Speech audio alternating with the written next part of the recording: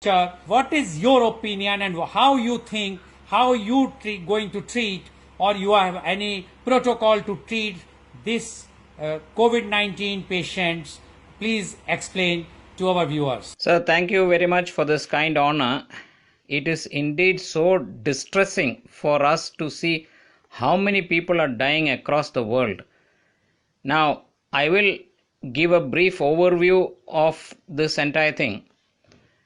Looking at the way the virus is and how any virus is, what does a virus do? The moment it gets a chance, it jumps to a human and starts to replicate.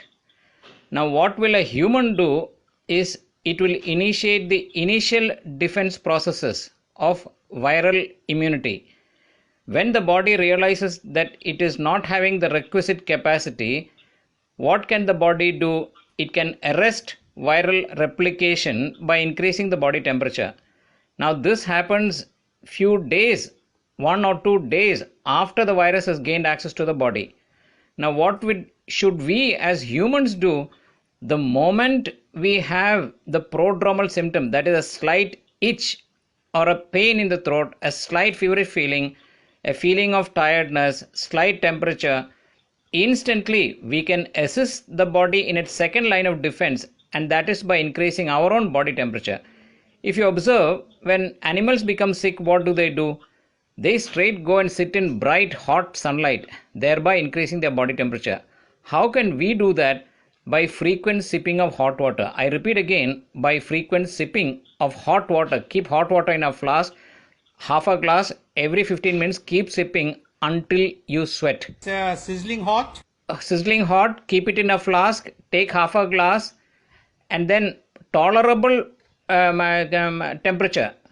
You can't be burning and scalding your mouth by it, but tolerable hotness, and keep sipping, which is tolerable. Now, when you keep doing that, when the body temperature increases by 1 degree Celsius, what does the body do? It attempts to bring it down because it is not yet ready for an immune fight through temperature, and therefore we start sweating. The moment you start sweating, it is a clear indication that the body temperature has gone up. Now, if you keep doing that throughout the day, for the next 2 days, that is 48 hours time, viral replication will stop and the body's innate antiviral defense mechanism will kick in and completely inactivate the virus and kill it. That is how it should be. Suppose I am doing exercise, I am sweating, and definitely the body temperature will increase. Whether it will also be effective? No, that will not help. Because I have come across reports saying that you should do hot water gargle. That is not enough.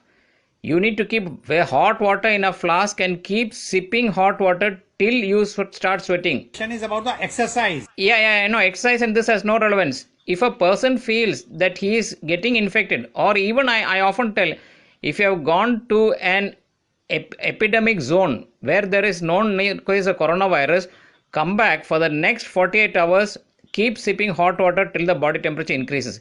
In that 48 hours time, the body's immune defenses will kick in and clear the viral load. What is the prime intent? To clear off the viral load and kill it. Now, why are people dying? When you look at why are people dying when the immune system is not adequate enough? So, therefore, our focus should be to increase the immune levels of the population at large. Now, as you know, earlier, many years back, during my post-graduation, my prime research and thesis was on immunology and infections. At that time, I had a massive file only on zinc. What is the basis of the immune system of the human body? Primarily, it is red, which is why when we say an apple a day keeps the doctor away. Why do we say an apple? Because when you cut an apple, it becomes red, showing it has a rich content of iron. Earlier, we knew that if we had adequate iron stores, the body's immunity will increase. The second thing of immunity is zinc. Zinc is the second cornerstone of immunity. And of course, we had Linus Pauling, a double Nobel laureate, who talked about vitamin C. Now, the main defense mechanism that first kicks in is called humoral immunity, which is antibodies. And to create antibodies, we must have adequate amino acids. What do you mean by amino acids? We get amino acids from... Now, let us have a look at the nature's ingredients which will give these things. Number 1, amino acids by sprouts. Number 2, vitamin C from fresh lime. Number 3, iron, either apple or black raisins. It is black because of its iron content. And number 4, zinc. The high zinc content is in papaya, watermelon seeds. So if you have either these as natural ingredients or if you have them as supplements, to a large extent the body gets a fighting chance to fight this virus. I have treated countless children by just these supplements, and many parents, countless parents have come and told me about 9 weeks of supplementation later, the large extent of viral sore throats or viral sinus disease which children suffer, they've all disappeared. We should realize, why do we call a cold a cold? Cold is a virus activator. There are dormant viruses in our throat, and when children drink ice, this virus gets activated and they get a sore throat. And then, of course, we immediately go and give antibiotics, which is not the way because it is primarily a viral infection. What do I tell parents? The moment you give a child something ice or cold, come back home and drink half a glass of hot water. To a large extent, this viral activation will not happen. So, therefore, I want to re-emphasize very clearly, because my belief is that in the initial 48 hours, when the person feels that he is infected, do we have this as an interventional therapeutic option advocated by anybody as of now? No. In the first 48 hours, frequently keep sipping hot water till you start sweating. Maintain that for 48 hours. The body gets a fighting chance to fight. The viral replication will stop. The body will fight the virus and clear it. Now, if this was done, it is my opinion, not the protocol advocated by anybody, that the unfortunate and very sad large number of deaths we are seeing across the world should cease. And second, we should have a clear focus on increasing immunity. Do we have immune enhancement program at all? We don't. We should look at immune enhancement by asking patients either to supplement or take these natural foods. I repeat again, sprouts, lime, fresh lime, black raisins, and the seeds of papaya or watermelon, because they contribute adequate zinc. If they can't, they can also supplement which are readily available. Maybe the doctors will.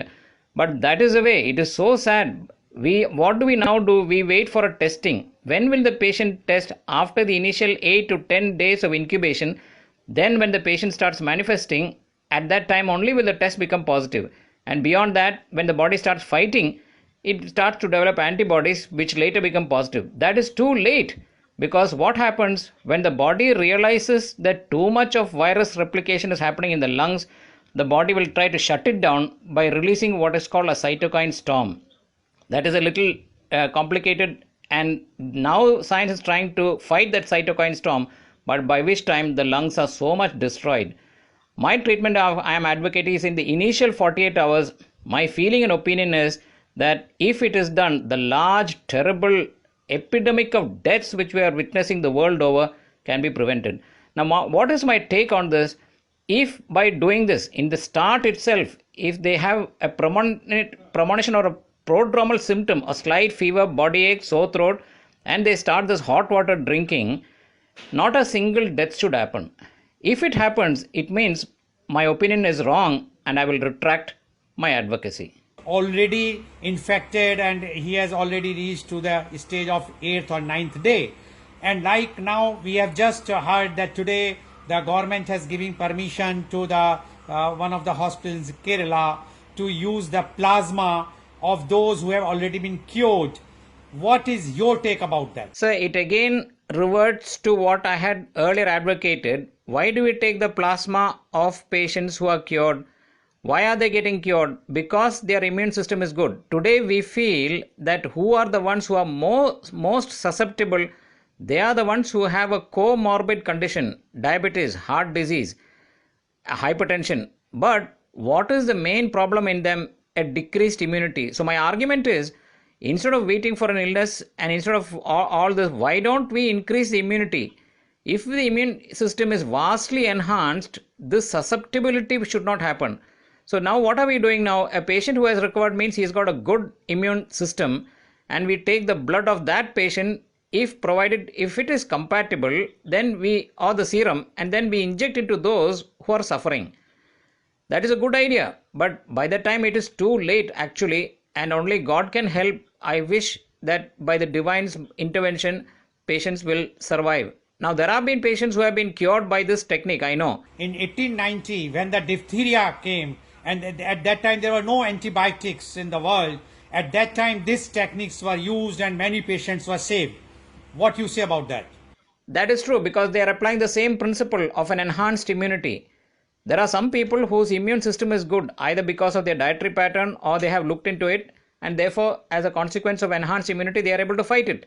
Do you think that this therapy can be used prophylactic also for those who doesn't have any disease right now, but if they will be given this? I certainly will not advocate this as a prophylactic, because my advocacy will be only enhance the natural immune system of the human body by giving what the body requires to fight it.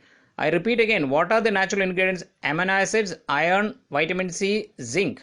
If a person has adequate of this, his natural immunity will be far superior instead of devolving back to this plasma therapy. No, I will not agree with that as a prophylactic. But for the treatment, let's see, because it is going to start from today, hopefully, and let's see what will be the results. Because because we have had patients who have recovered. It is logical because we have taken the serum of a patient who has recovered, which means he's got a good immune system, and giving it to patients who do not have the requisite immune system.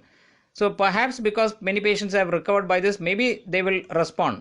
Now, there is one take I would like to clarify, because there's a huge phenomenon of hydroxychloroquine. everywhere, hydroxychloroquine is been advocating, and why we are not taking this as a prophylactic or for the treatment. What is your take about this? So the thing is, I was the first one who read the original report by that eminent immunologist Rauf in south of France.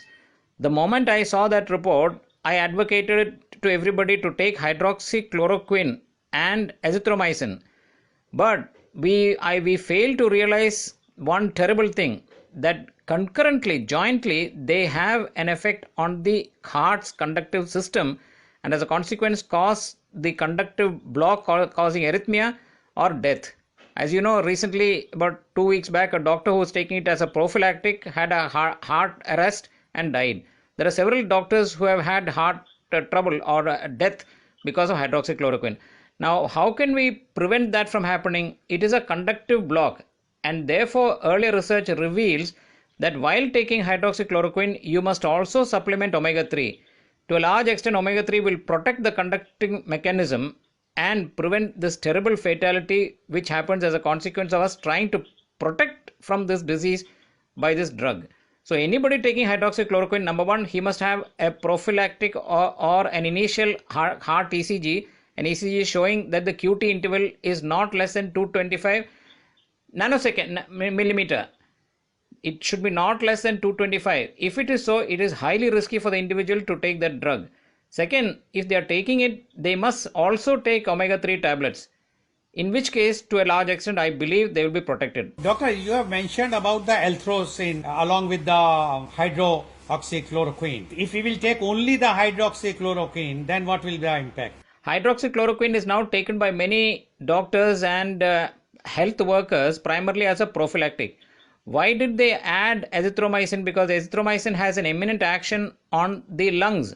Now, as you know, the most common complication of the coronavirus is lung infection and pathological developments. Because azithromycin has an action there, it is also added. But there is a little bit of caution I would like to advise. Azithromycin has caused agranulocytosis in a few patients and they have died as a consequence of azithromycin. So we need to be very careful and we need to be monitoring these patients minutely before we can advocate it as a long-term or a large-scale treatment. That there is a feeling that whosoever has taken the BCG, anti-tubercular vaccine, initial stage in the childhood, they have a more resistance power against this coronavirus. What is your opinion about that? Sir, I read about that. The thing about BCG is because it is a vaccine, it triggers the immune system, allowing it to increase its production of both T and B cells. But my argument against is I have treated countless number of individuals for both viral sinus disease, viral sore throat, by just enhancing the immune system naturally and then by asking them to sip hot water. So therefore, why should we revert to a vaccine and attempt wherein which we can actually enhance the immune system by the way nature has intended it to be. Millions of years by a natural immune mechanism we have survived on earth. So millions of years. So why should we therefore look at the current thought of BCG and other things? I will not advocate that. I only will advise the general public because there is a small little report that happened. They looked into those who died at a later age, and they found that those people had a lower level of blood zinc. Now, if that is said to be true, it is true for the larger population. We do not have adequate zinc containing foods in our diet, zinc being the second pillar cornerstone of immunity. This is what we should do, and we should not advocate BCG and other things. No. So, according to you, to increase the immunity, we should have a zinc tablet or something like that? Iron, which comes from black raisins or black dates. Vitamin C, that comes from fresh lime. Amino acids, that come from sprouted grains. And zinc, which is found to be rich in papaya, watermelon seeds. Okay. So, according to you, it's all natural thing which Yes. can increase our immunity, correct? Yes, yes. Today, Dr. Deven clarified the doubts about coronavirus, and you have mentioned that instead of going for such type of treatments, what is prevailing right now, why not a very simple thing? If we will increase our immunity by taking those things which are naturally available, one can have, and at initial stage you feel that you have a sore throat or slight temperature, increase the body temperature by sipping the hot water, and otherwise increase intake of omega-3 by natural things like what you have already explained. One can survive in this present scenario.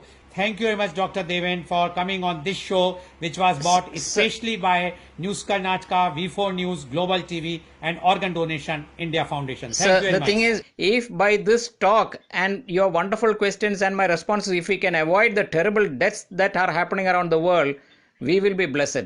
That's what our aim is. Thank you very much, Doctor, for giving your... Thank you so much. Thank you very much.